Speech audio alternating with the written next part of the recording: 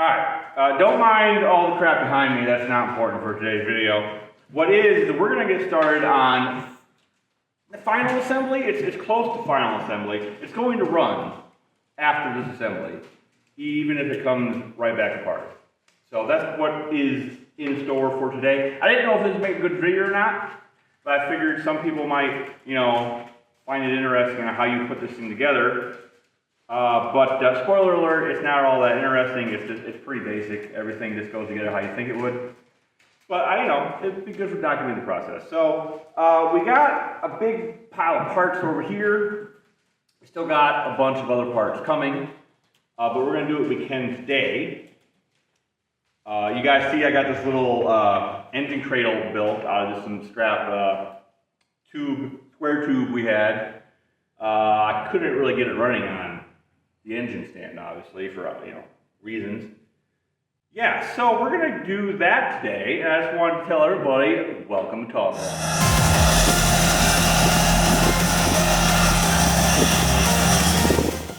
So I figured we would start on this side, since there's not too much going on over here. Now we made the turbo manifold. You guys seen that in an earlier video. That's going to go on here. We got our China stainless studs, which should be perfect for this job. I got them on a Ranger. They've been on there a couple years now. They're holding up pretty well. So, but we needed some cheap manifold gaskets that I wouldn't feel bad cutting up. So I got these off of the old Jungle website, and I figured they would work to cut. Got some other gaskets in here too, huh? I don't know what that is. These are, I don't know. That's what those are either. Probably like EGR or something. Don't know. We got these Velcro gaskets here. We're gonna have to cut them. I didn't want to get expensive ones, we're gonna have to cut them, right? So,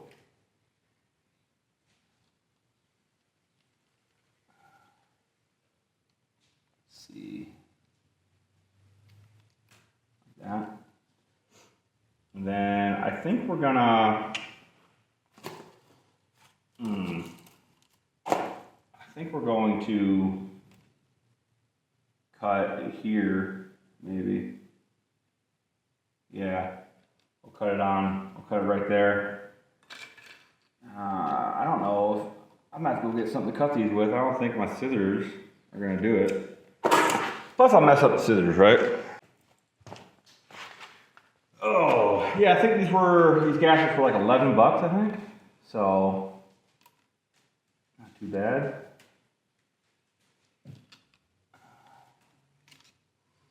And we'll cut this bad boy right here. We'll cut a little long start.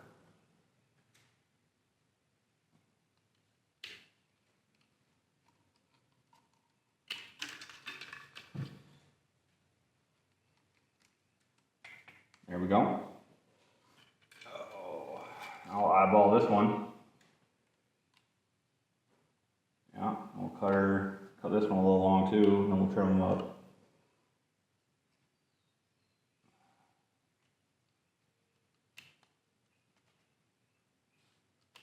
There we go. All right.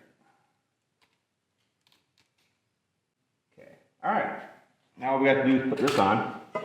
So like I said, you guys see me made this bad boy a while back. We finally got inside here and cleaned up all the overhang. Came out real nice. I thought about doing some welding on the inside, but I don't know. I'm not worried about it. I'm not worried about it. It's gonna have to come back off anyway, so.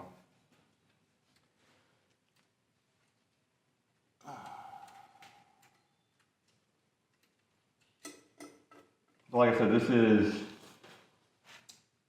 final assembly before first start, because it is probably going to come back apart after it runs for a little bit, because there's some stuff on the head I got to fix. And You guys might not see it for a while. You guys might not see it for a little bit. So I'm gonna try to focus on other projects once this is running. I know that's sad to hear, but like, dang, this is taking up a lot of time. And once it runs, the hard part's over, so. All right, so I gotta go find the missing 2 nuts I got. And we'll get this torque spec, which I think is like 18 foot-pounds, I think. And we gotta hang the turbo. I don't know if I have any hardware to hang the turbo. I'll have to look. So we'll get the turbo hung, and then this side of the engine is done. Well, I probably should have put these in before I put the manifold on, but it'll be all right.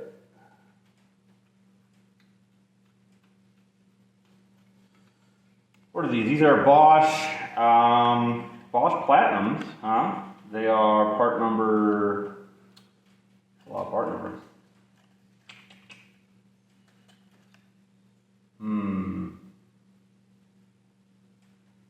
Well, let's try part number 414, Bosch 414, huh? And these were like one of the cheapest plug they had at the parts store, which I found kind of odd, right? Because Bosch makes good stuff, and these are iridium plugs. So,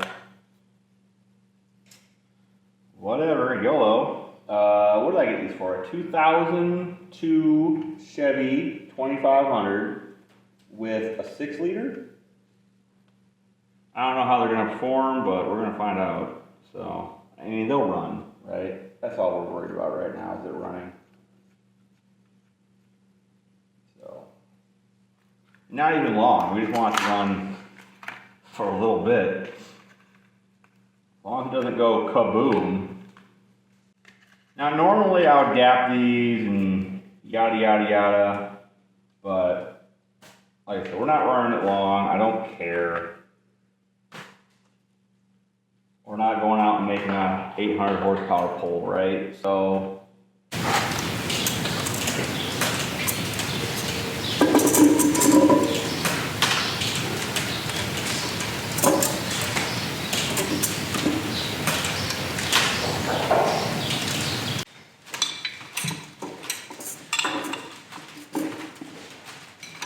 there's like no room to get in here, like none. I think I remember I had this problem last time I did this. Almost need to take the pressure off, but I don't want to do that. That makes this fucking tight.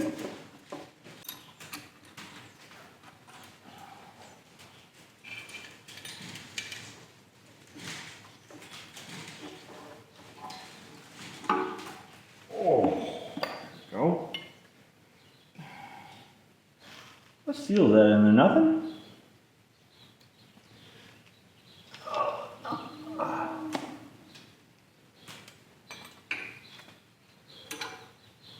Literally the only way you can get a wrench in here is you gotta take that off. That's silly. I don't like that.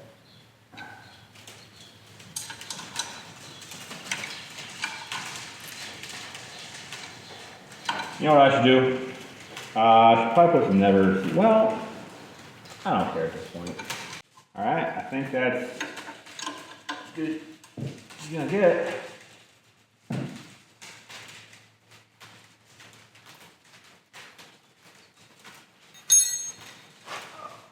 Alright.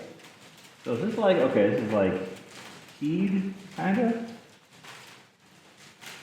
Oh, okay, I see how this goes in. So we just gotta like line the one by every bolt hole. Yeah, okay. Does that look right? You guys probably can't see what I'm doing. Alright, so I'm gonna orientate this the proper way, and right now it's upside down. So, wow, that's tight.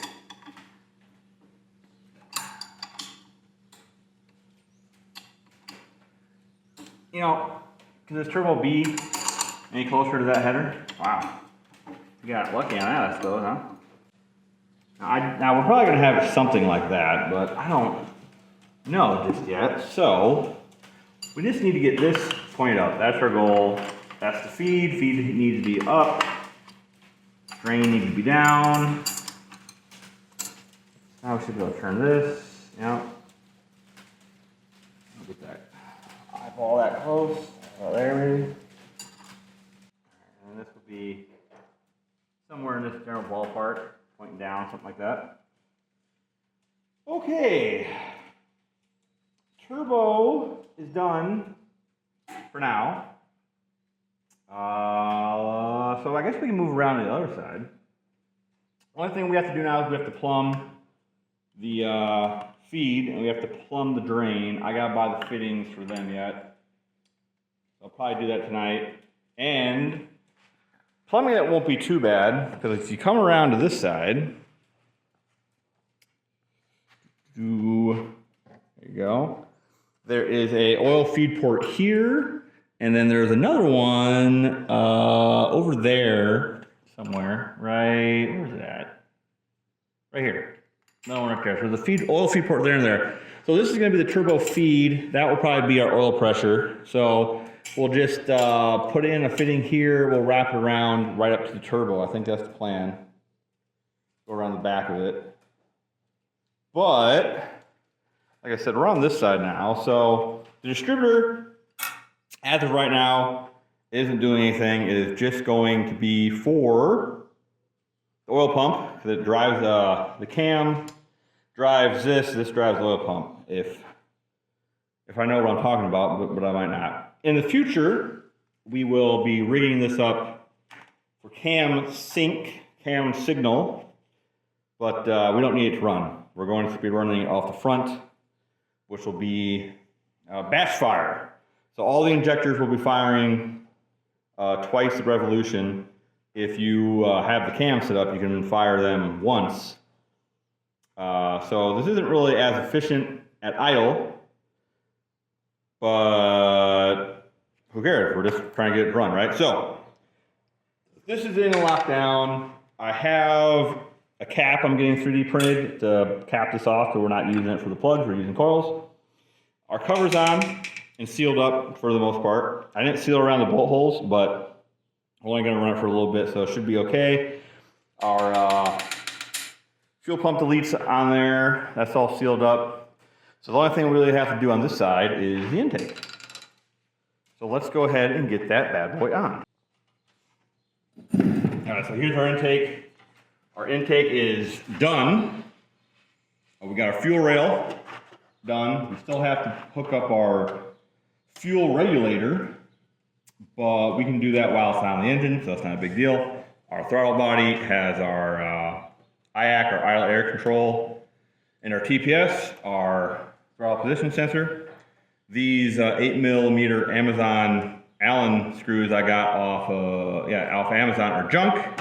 They stripped out already, so those sensors are on there until I want to drill them out, but they are on.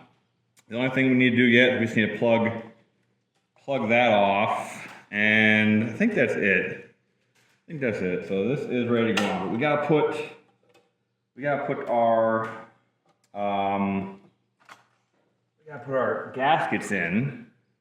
And I really should probably put the other hold down, so we only have 3 of our 5 hold downs for the fuel rail, but it ain't going anywhere, and I don't want to be bothered putting them on right now. That one could be tighter. Need to tighten that one. But anyway, let's go ahead and get these in, shall we? So real simple, like. Just press in. In the future, I want to make, I don't know what you call it, I want to make a guide plate, right? And all it's going to be is it's going to be the face of this on a plate, and then I can bolt that to this intake, and I can port match the head a little bit better, because I feel like these are off, but it's okay. We're not trying to change the world here. We're just trying to make something interesting. All right, so all those are on. Now let's.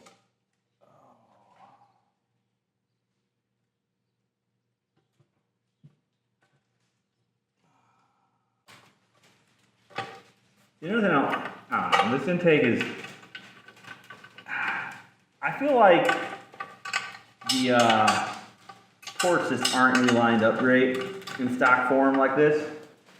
So they're really going to need, we're really going to need to do something about that if we want this thing to actually perform at its, you know, at its peak, which means something's going to have to be done. So, but that is future Ken problem, and we'll worry about that later. All right, so we don't got any more of them bolts, unfortunately. We're gonna have to use these. I don't think these are the ones that, these aren't even the right ones, I don't think. I don't think they are.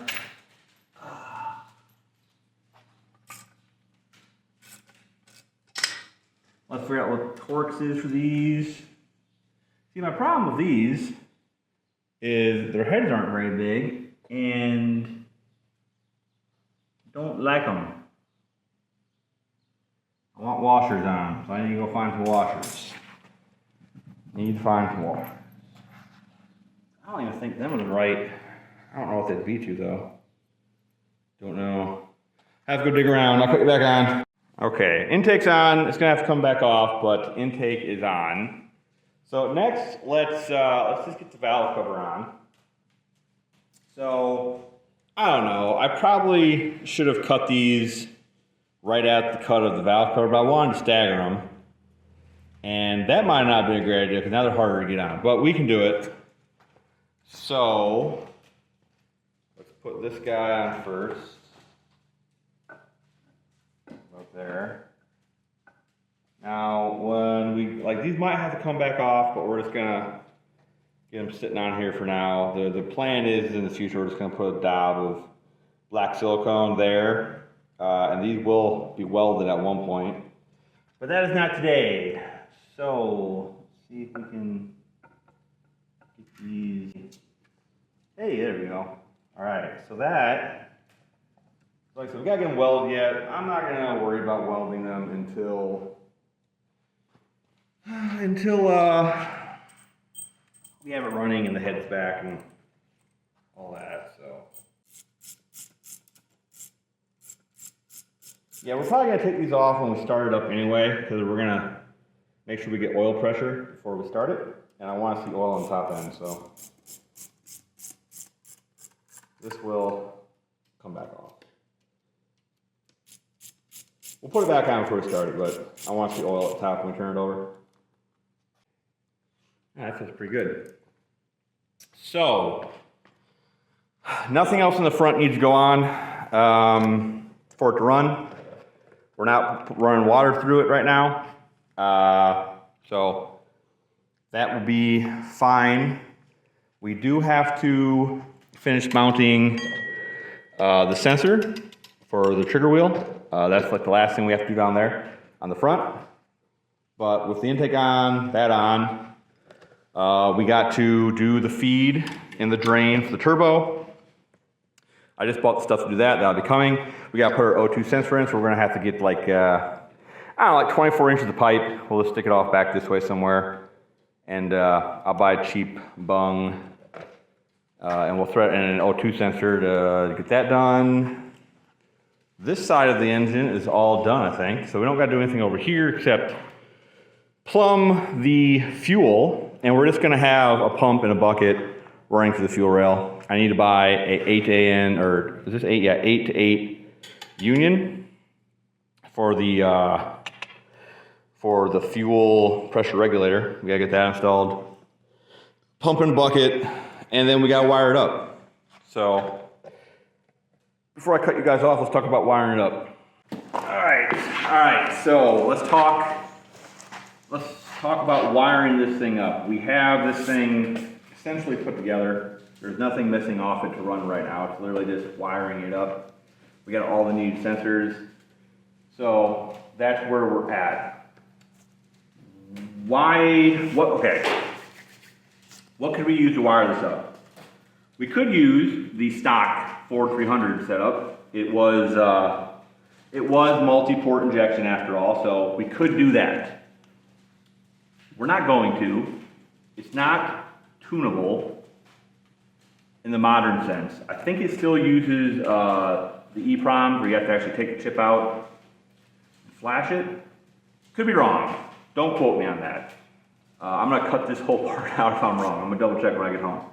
But it's just old tech. The ECUs are old. Capacitors are failing. It's not as tunable. So we're not going to go that way. But you could if you really wanted to. Why aren't we using the stock LS computer? On a 6-cylinder platform, there's a lot of limitations with the... So why aren't we using the LS ECU? Well, in order to use an LSE ECU, you need either a 24X or a 58X trigger wheel, and we don't have that. But let's say we did, because it would be just as easy to put one of them trigger wheels on this setup as what we did.